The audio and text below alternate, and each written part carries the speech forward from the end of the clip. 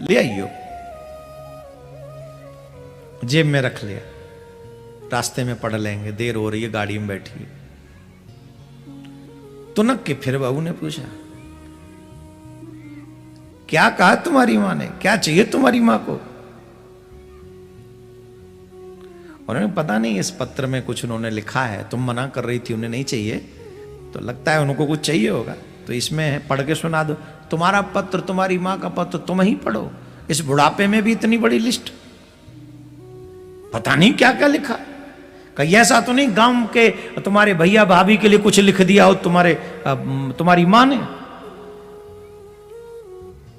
जो भी हो ले आना। बहू गई, शॉपिंग की, सामान लेके आई अपने अपने बच्चों का। वो पति थोड़ा काम करके आ गया इतनी देर में।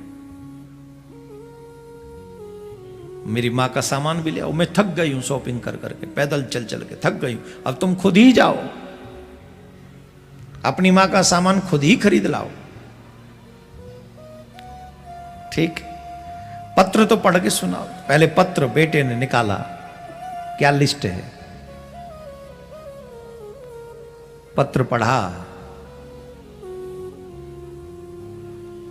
पत्र पढ़कर वो बेटा रोने लगा।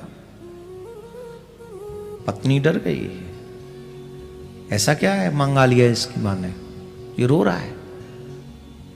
छीन लिया पत्र, क्या है इसमें? पत्र पढ़ा।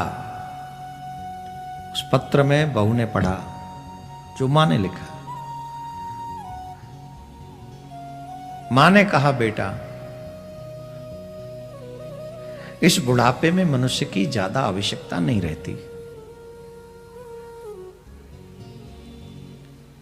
ज्यादा आवश्यकता नहीं रहती बुढ़ापे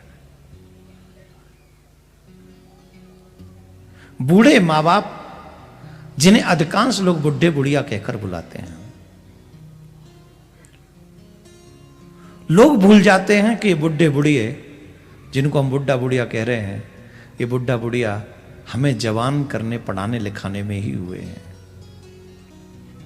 तुम मुझे दीपावली का गिफ्ट देना चाहते हो, मुझे किसी सामान की आवश्यकता नहीं, किसी वस्तु की आवश्यकता नहीं, मैं बूढ़ी हूं, क्या पता अगली दीपावली में न देख पाऊं। अगर मुझे कोई गिफ्ट देना चाहते हो तो जितना भी तुम्हारे पास समय हो मेरे साथ बैठ जाया करो। तुम्हारे साथ अगर मैं बैठ जाऊंगी तो मेरे लिए यही सबसे बड़ा गिफ्ट